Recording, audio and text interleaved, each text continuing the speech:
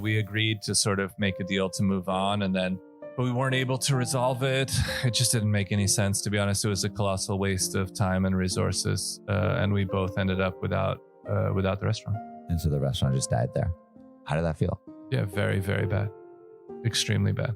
Like I said, it took a very long time to get over it. I still don't consider it resolved in the sense that I would still love to go back and work in the original location. It starts with just taking that leap.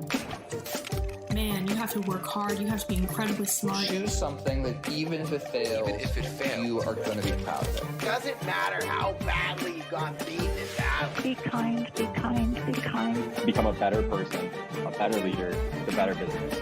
Go with your gut. I'm Samuel Donner, and this is Finding Founders.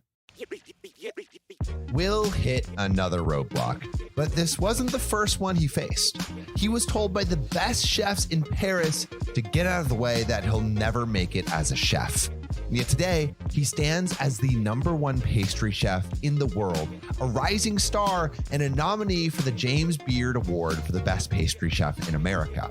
So I was in Bali for a month and was lucky enough to be invited to Will's restaurant, Room for Dessert.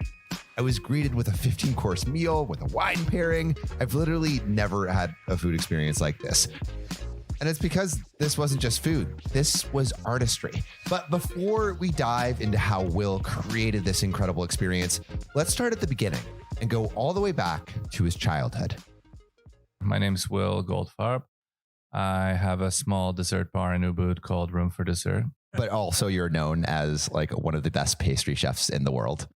I've been lucky to have the respect of my peers in this industry, which is really valuable. And I think over the years I've just been lucky to be recognized we've always focused more on trying to tell a story with what we do.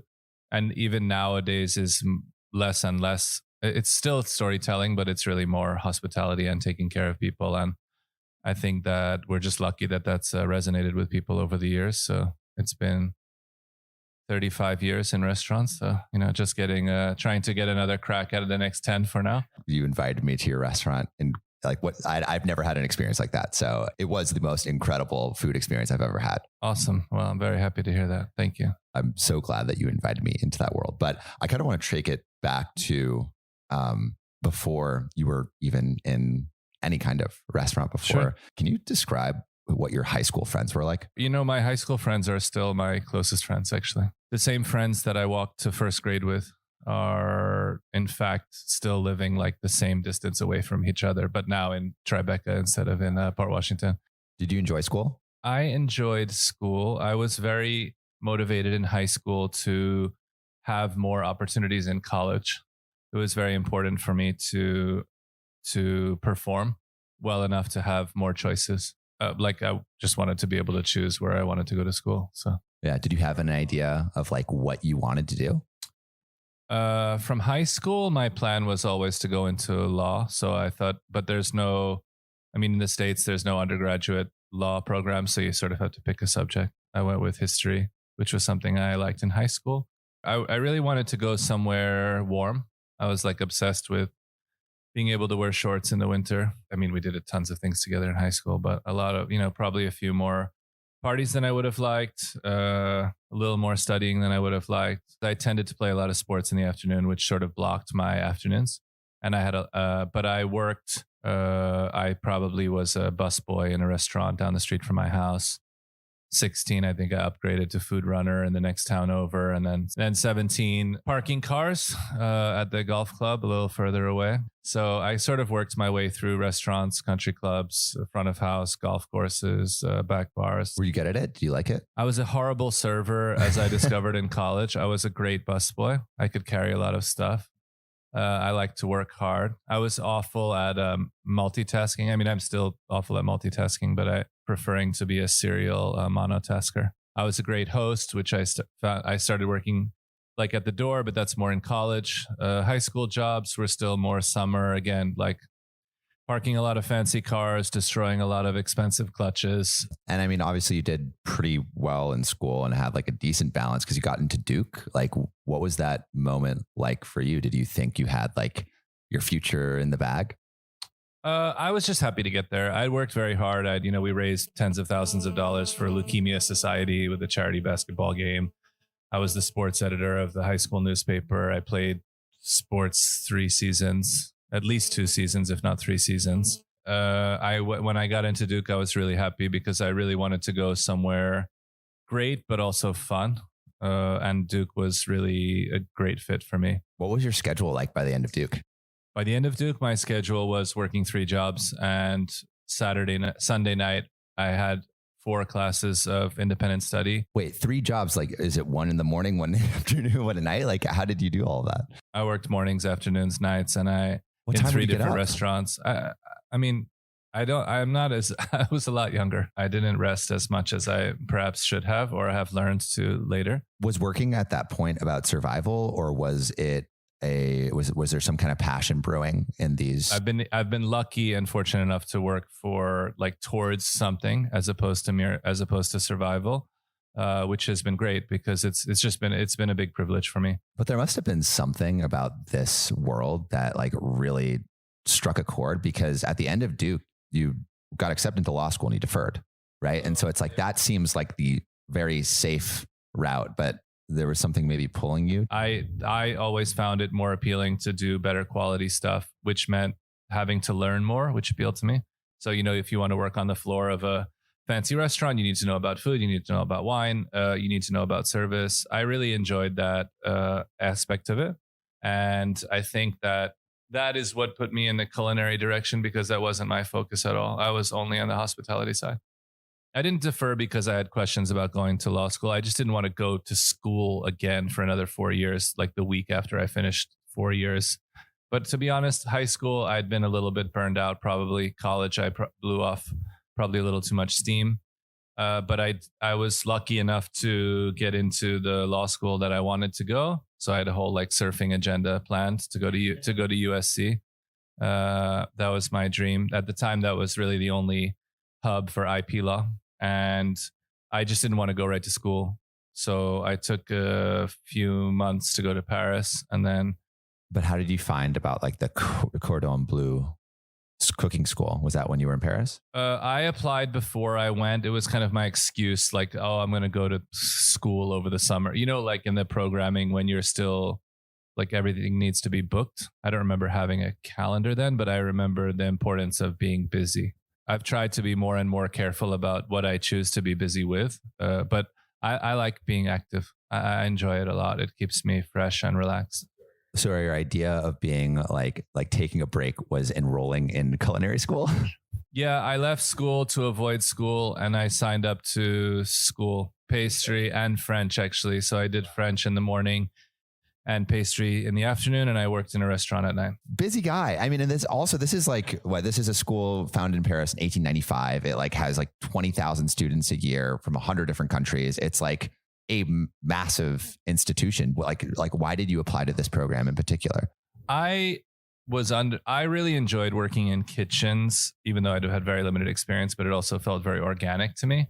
Pastry felt very foreign and strange, and I felt that it would be really hard, and that would keep me really interested. And I think, I'm still think that it's really hard, and it's keeping me really interested. So what were your expectations of this school? They had a really great program at the time, which was to do basic pastry in 3 weeks instead of 10 weeks, like intensive. So it was like 10 to 12 hours a day of class. I had a class in the morning before that, and I had a work job at night after that.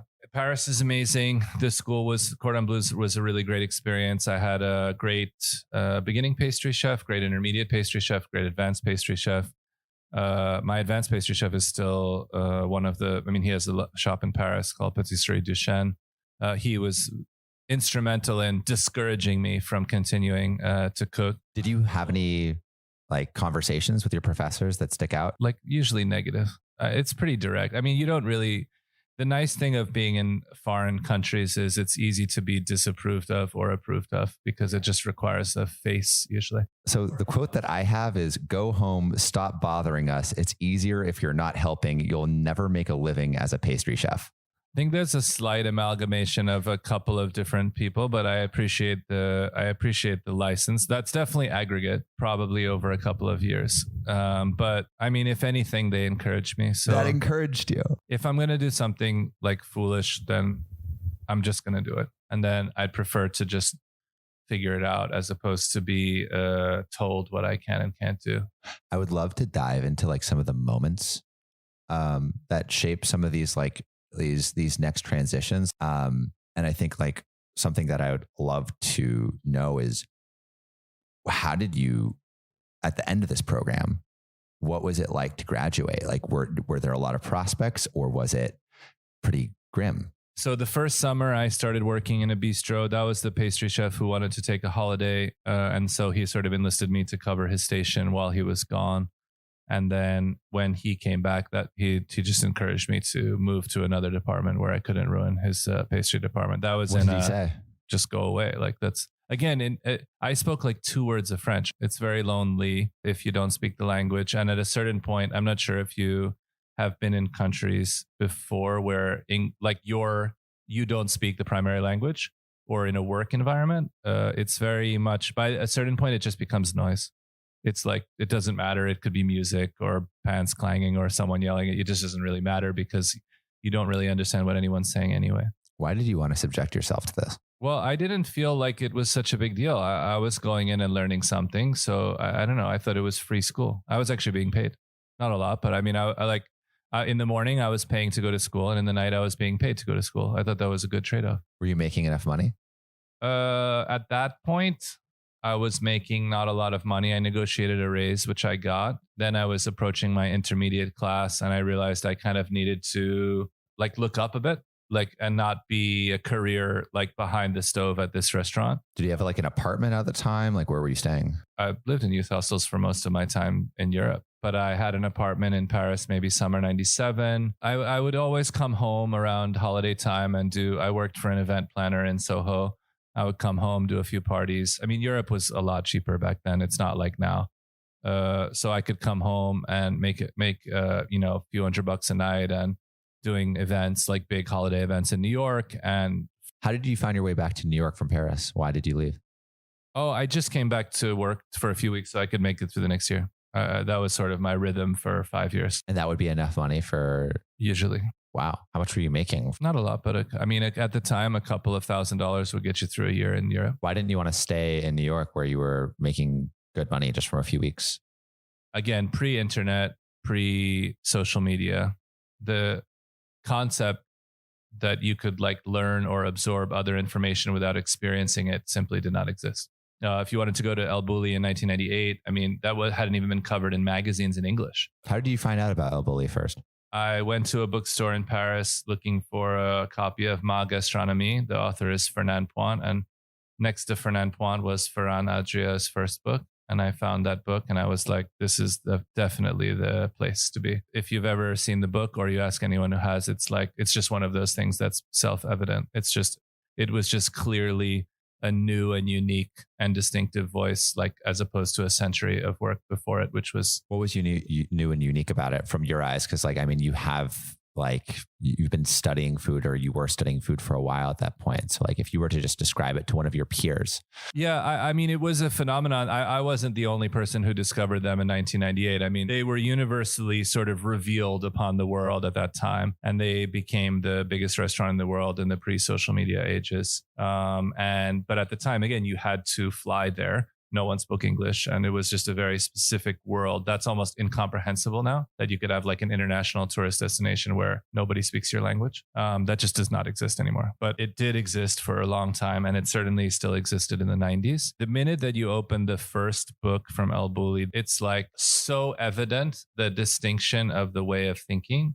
The look, I think, was interesting, but the look was less relevant. It was just a different way to organize one's work around food, which basically for several hundred years had been performed in exactly the same way, which is the brigade system from Escoffier system, into a new method of organization. I mean, now in social media age, it seems bizarre that there was a period 20 years ago when no one had heard of restaurants in Denmark, or no one had heard of restaurants in Lima, or no one had heard of restaurants in Barcelona, but that's 25 years ago. Was it just the organizational method of the staff? Like the brigade system, like was what the... It's more the brigade system actually was similar. Ferran was inspired by French Nouvelle Cuisine as well, but the application of ideas on food and interpretation and translation of culture through food was unique and is still unique. I mean, you see in the last 25, I don't think there's been a similar role in the last, 250 years. So this was revolutionary. At least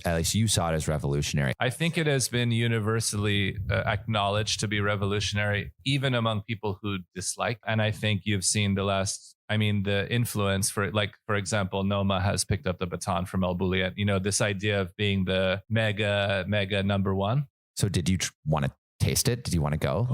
I drove there. Did you drive immediately? Not immediately, but I had to finish class, but I drove as soon as I finished class, I drove. So you saw the book, you had class, and you're like, I need to go to this restaurant right now. Yes. In spring of 98, very directly. How did you get in? So very inexpensive at the time. It was under 80 euros a person. At the time, the equivalent restaurant in Paris would have been 300, 400, 500 euros, and it was about 80. And the principle was that if they could change the price, but then a certain category of person, a normal person, would never be able to eat there, and that wasn't worth it. But in 1998, it was under $80 a person. At that point, actually, the euro was less than the dollar. So I think it was 80 euros, which is like $74 or $76. What was your first experience there like? So it was great.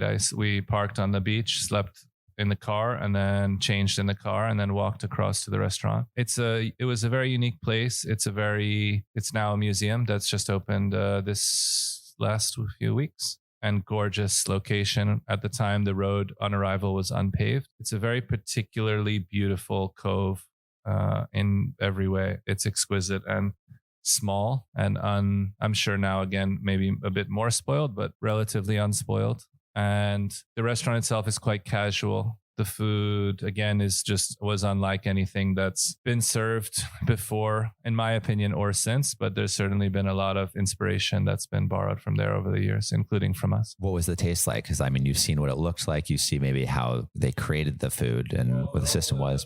But all the dishes were new from what was in the book to what was being served, because they changed the menu every year. So, and I think they've published libraries and libraries of plates.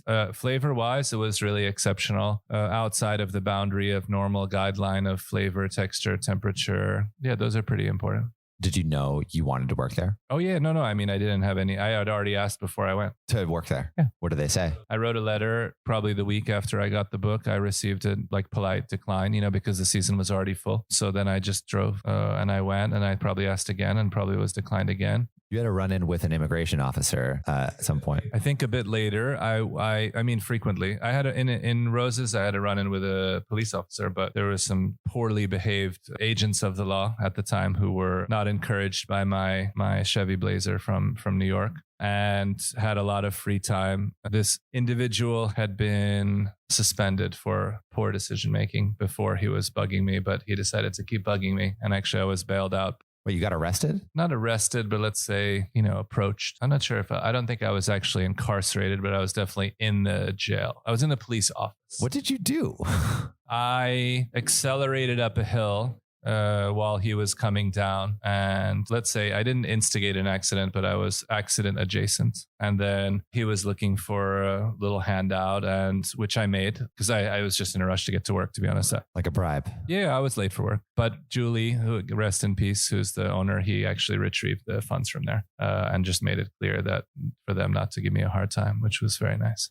So after that run-in, did you try to work for El Bulli again? How did you end up? I was there. I was on my way to work when I got. So how did you eventually get the job? I was in Italy at the time. So after I went there and visited there, I was cooking in the south of France for a couple that I'd started cooking with in Paris. And actually a guy who I'm still in contact with, I met in Bali a few years ago. So maybe 25 years later. It's a very small world in the industry. And I was working in Florence at the time, which is where Florence, there was a moment where the kitchen was being investigated for, well, just who knows what, but let's say there were adequate a number of people that shouldn't really have been there. So we were sort of hiding in the office. And another restaurant actually that I've been back to recently. What was this restaurant? Cibreo in Florence. So, which is still there, still doing amazing. Again, Fabio just passed away, but his son is running it. So you had to hide because there were too many people working there. I mean, it's pretty standard in restaurants. It's been in every restaurant I've worked in for 35 years. So hiding?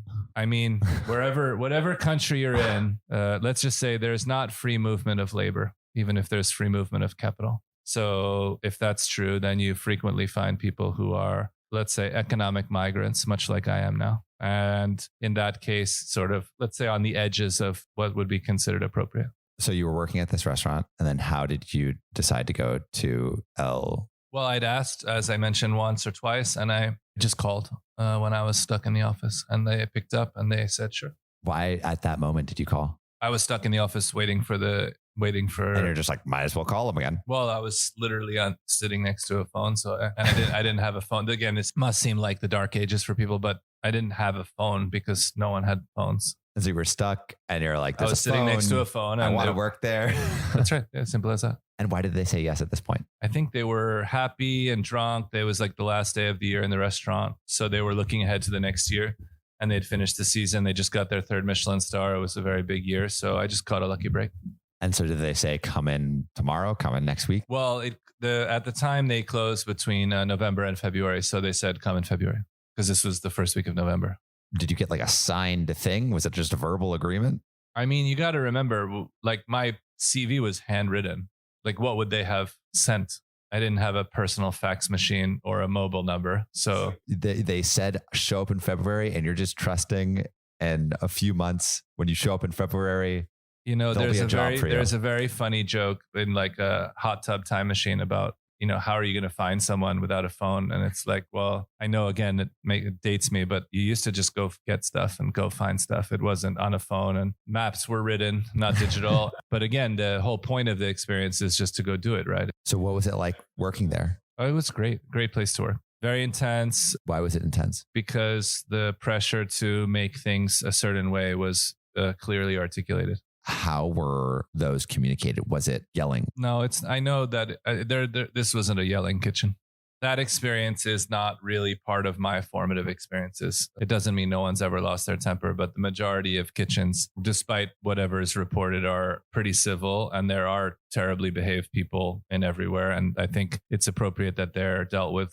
But in terms of the places that I've been, El Bulli was not like a yelling kitchen at all. Did you feel respected there? I mean, at the end, like at the beginning, like how did you feel? It's all about the work. It's a merit-based system. Either you show up and do the work and everybody respects you, or you don't. And then that means you cause more work for other people, and then they don't respect you. Were you good at the work? No, at the hard work, I was good because I was a hard worker. And at the detail work, I was bad because my technique was not good enough. So did people respect you because you weren't good at the detail work? 50-50. I think by the end it settled in after a year. But at the beginning, like what were the conversations you had with people? I mean, being a foreigner, I've been a foreigner for more than 25 years. I think that never goes out of style.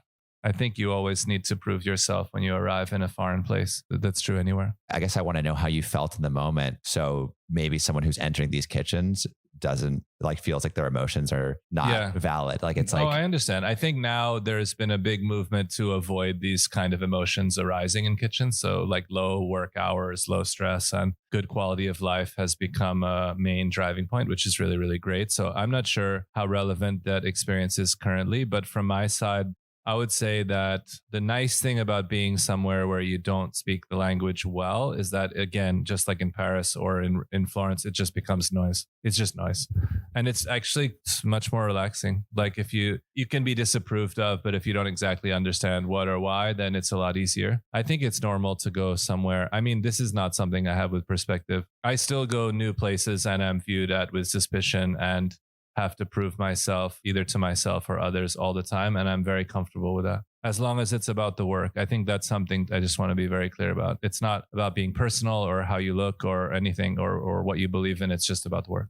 Was there a moment or conversation you had, or like sometime that maybe you didn't get the detail work right? Like, is there anything that, I mean, infinite. I could tell you thousands of them. you tell me one? I don't think I microwaved the honey containers to get the last drop out of the corner of the honey jar, which again, if you're doing like 100 jars of honey is a lot of honey, because we had a caramelized honey jelly on the petit four tray. So we'd go through like a lot of jars of honey every day. So I know that I was like, it was brought to my attention that it was wasteful. What do you remember? How was it brought to your attention? Just like that someone would need to be very rich to not scrape out the corners of the honey jars. It's like under a pressurized environment, you don't need to be like loud or violent, like their pressure is adequate. And also if you're working with people who are there with you shoulder to shoulder, working their asses off, like those kind of comments are just part of the job.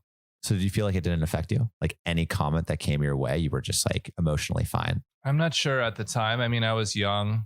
I just don't remember feeling comfortable that, again, it's like, what is now referred to as imposter syndrome. I don't remember feeling comfortable until I settled in that it was a good place for me to be working. But again, I think at a certain point, I probably would have walked away had I not had like some good advice to stay. What was the advice? Don't walk away. Who said that to you? One of my friends, Casper, who's still one of my good friends. Why did he say that? It's just like this will be over soon and you'll be doing something else anyway. And you shouldn't be the kind of person who walks away because it's difficult. Did you almost walk away? Oh, always. I mean, I've almost walked, like this industry is about almost walking away and sticking it out. So I'm comfortable with that. What were the moments you almost walked away? Like what would build up? Oh, I don't know. This was probably something to do with the apartment. Like it's never big things that make you want to walk away. Like I'm never someone but it feels big in the moment, doesn't it? Yeah. But like, again, the big things don't get to me still, actually. I'm sure it was something about like roommate or the apartment not being clean, something stupid that I can't place and that's why it's not my lack of interest in sharing another anecdote. It's that those moments where the things boil over tend to be very mundane. It's more that there is a pressurized environment. And then that last little straw is like, right. That's sort of the expression.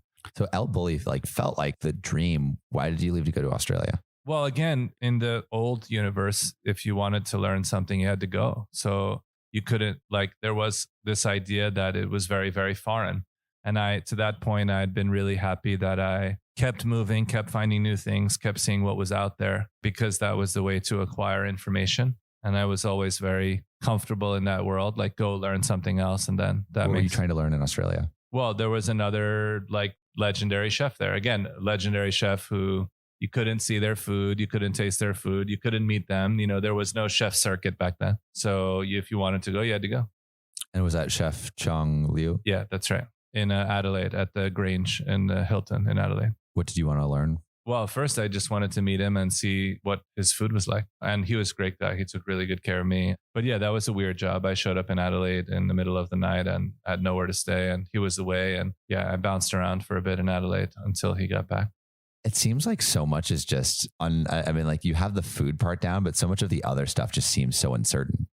Was all of that destabilizing in any way, or did you just feel so much stability and this is? Oh, no. It was all very destabilizing. I think after 5 years, I was just ready.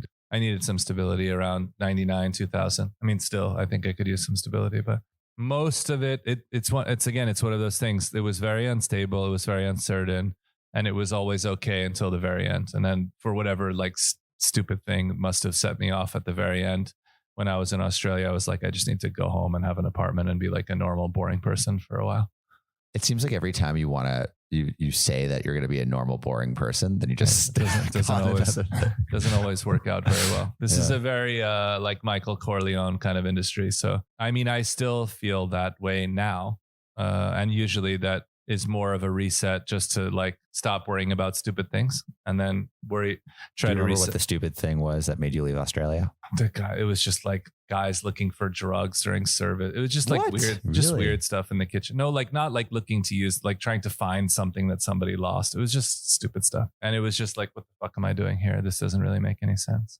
It didn't feel mature, that environment. You have little moments where you just say, well, what am I doing here again? What were you working towards? I mean, at the time I was in the third year of cooking. So I was just cooking. I mean, I was trying to learn how to cook. So I was trying to learn more stuff. I mean, I'm still trying to learn more stuff, but at the time I knew even less than I know now.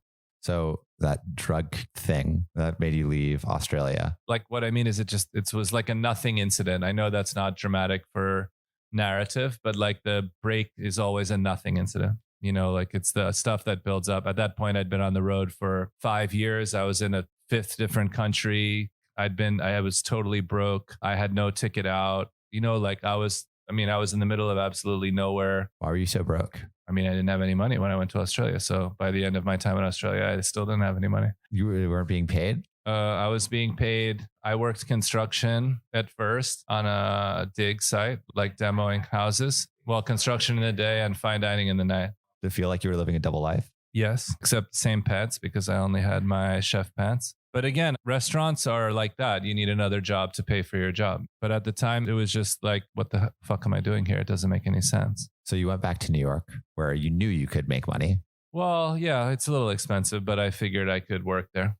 And you needed to find a place to live. So how did you do like roommate interviews? I know this is weird, but over like 30 plus years of running around, there's a couple of like moments where I just do not really remember. I remember the end of 2001 because I was working in a restaurant in New York. Do you remember how you met your wife? Yes, I was looking for a roommate in October 2001 and I answered an ad in the Village Voice. And then my wife was the 8th person to interview me. How did she interview you? She was sitting on the fridge of the kitchen of the restaurant I was working in while I was in service making desserts. Yeah, so that's 23 years ago. Do you remember thinking anything of the conversation when? Oh yeah, I mean, I still think the same thing I think now. So what is that? I didn't have any doubt then or now. So that was one shot, everything over. I still feel exactly the same 23 years later. So I want to go up to the point. I mean, you did a bunch of different jobs, but I want to skip ahead to creating Room for Dessert in 2006, the New York edition. How did you decide to do that? Why did you feel like you were ready to create this? I was just tired of working in restaurants and not having my own space. I've always liked to have the illusion of control. And pastry wise, that doesn't really exist because there's very, very few dessert restaurants because economically they just don't make a heck of a lot of sense. But I really wanted to do something and I had a chance to do it. And I left a very well-paying job. Yeah, I probably took a quarter of the pay.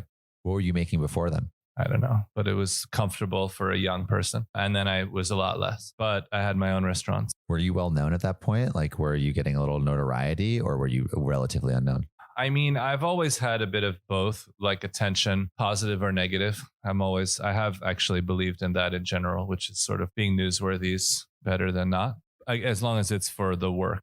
I'd already been in Europe. I'd already been at the best restaurant in the world. I'd already been in the newspapers from 97, 2001, 2002, 2004 with a few hiccups in the middle. I don't think I was well known. I think New York is good about sort of like banging you up until you stick around long enough that people realize you're going to stick around and then everyone's ready for you to be a success. At least that's how it worked out for me.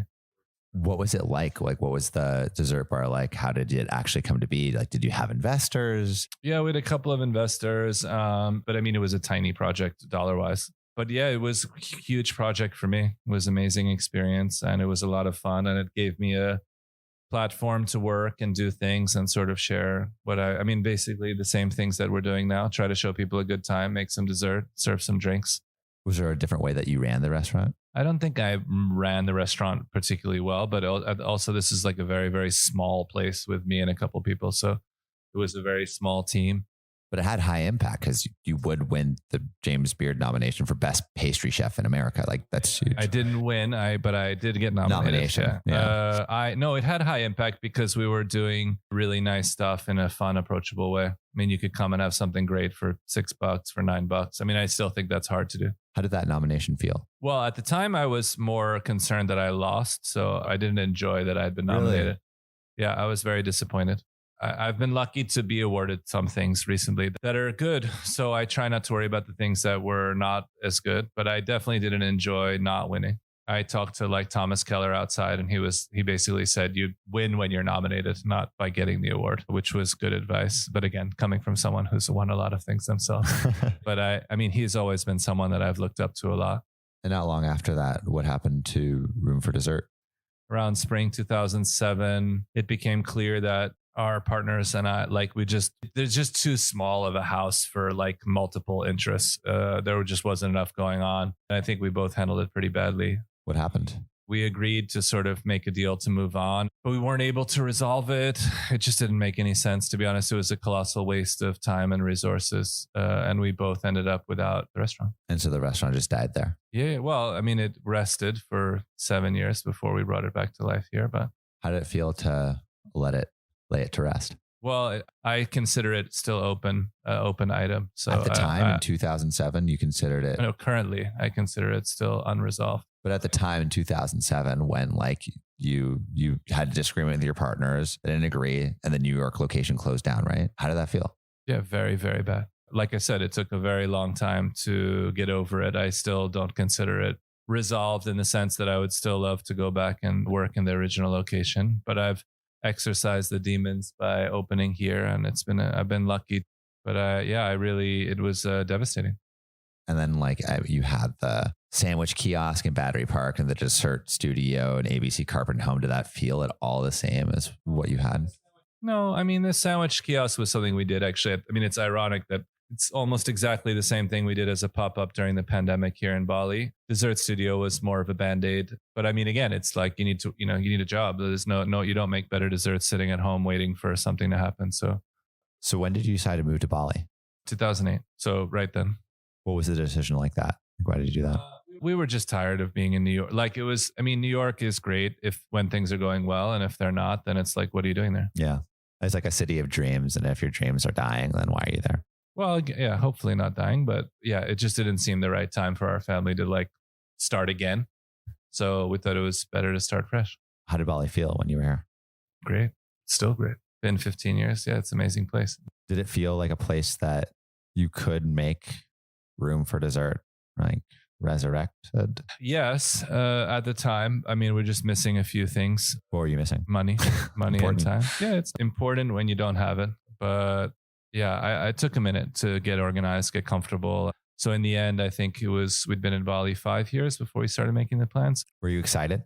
Yeah, I was nervous. I was excited. I was a lot older. And you're also pouring your own savings into it. Fortunately, I never have accumulated an awful lot of savings, so it's easy to dispose of them very quickly. What was it like to eventually open? It took years to acquire the land. And I imagine creating a business in Bali as a foreigner is no easy task. I mean, we still rent. We haven't taken anybody's land yet, but it took a few months to get situated. And I mean, again, we opened on a total shoestring. Opening a business here is pretty straightforward. But again, opening any business anywhere without any money is a bit of a challenge, but I think it kind of gave us some of our unique charm. And what was the reception when you opened? I mean, pretty flat. It's a quiet street. We were serving desserts and cocktails at midnight. I mean, the streets are empty. So we're an acquired taste. But it seems like in 2018, when you got invited to come on Chef's Table, how did things change? Well, we'd been building. At that point, we'd been open for 5 years. We'd sort of been building steadily. We had a good customer base. But obviously, I mean, Chef's Table was like a huge, amazing impact on the restaurant and kind of allowed us to keep going in new directions, whether it's the restaurant that you ate in last night or the shop that we're sitting in now or the rooms that were coming ahead. Was there like a before and after Chef's Table kind of moment? Did it massively change? Yeah, I mean, I think in every way. Again, it is nice to be you don't work for validation, but it is nice to receive it from time to time. So if you're working alone in a void and then all of a sudden it becomes good, that's really good. So it's one of the biggest programs in the world. I mean, now people like all of the world. I mean, they kind of probably knew a little bit before, but now all of the world know who you are and what you make. Yeah, it's a very humbling experience. It's been an amazing experience to have something so widely shared and also so well done. That's a rare combo to be popular and of quality. It's really been great. I mean, it's been an amazing ride, So where are things today? Well, we're sitting above our new shop, which features all of our candies at the powder room. We're in a test kitchen down the corridor from an office, the first office I've ever had, which is quite amazing. We've got a new tree nursery in the back for our forest program, and we're building a new staff canteen. We're giving away, tens of thousands of meals to the community. We've got beautiful gardens We've got new properties that we have not built or added concrete to the Balinese environment, but we've repurposed and reused and upcycled into these sort of dramatic new spaces. We start teaching for our academy next Monday, and soon we'll have rooms for people to stay and sort of join us for experiences and visit Bali with us. And we're trying to put ourselves in position just to show people more of a great time and help show the things that we care about to as many people as we can. Doing what you do isn't easy. Like, I mean, just going through everything that we talked about, like there was like a lot of struggle. Like this is not the career that you take to make money. It's not a career that you take even to get notoriety, even though I'm sure you've made money and got notoriety at this point. But why are you doing this? I have a great team of people that I love working with every day when I come in. And we have really wonderful people in the community that I get a lot of joy out of taking care of every day. And I get a lot of satisfaction out of the creative side, which is a really good combination. I've got like meaningful contribution to the community. We're building our own family here.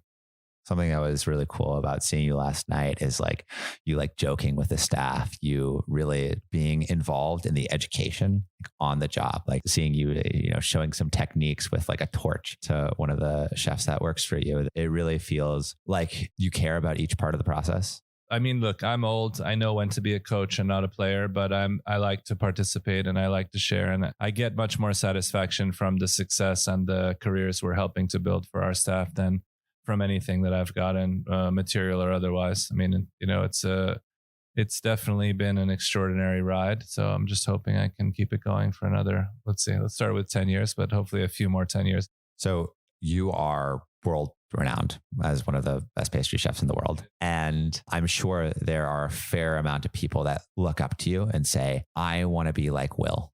If someone says that, what would be your advice to them? I think they should find another role model. Why? I mean, it seemed like everything you described about how you operate Room for Dessert, how you treat your staff, how you think about creativity and your art form. I mean, I feel like I'm in a science lab right now. I don't know. I imagine this is all you experimenting with this, but it's just like you can see the passion just oozing out of every action that you take, every room that you're in. It seems like you are creatively fulfilled in doing something you love and doing it with people that you love. And so why would you say that? Oh, I just know what it costs. There are a lot of wonderful experiences that I've taken from like suffering, which I wouldn't recommend, even if I'm glad I went through them myself. So I really like it. I love where I am. I have no problem to support people along their way. I always like to get the warnings out of the way first. It's like an advisory warning. What is the cost? Everything else. Everything else? That's the cost. I mean, that's what it costs. Everything else. So if you're comfortable with that exchange, then it's a good career. I'm hesitant to accept that price. I'm certainly not the kind of person who will recommend others to take that on.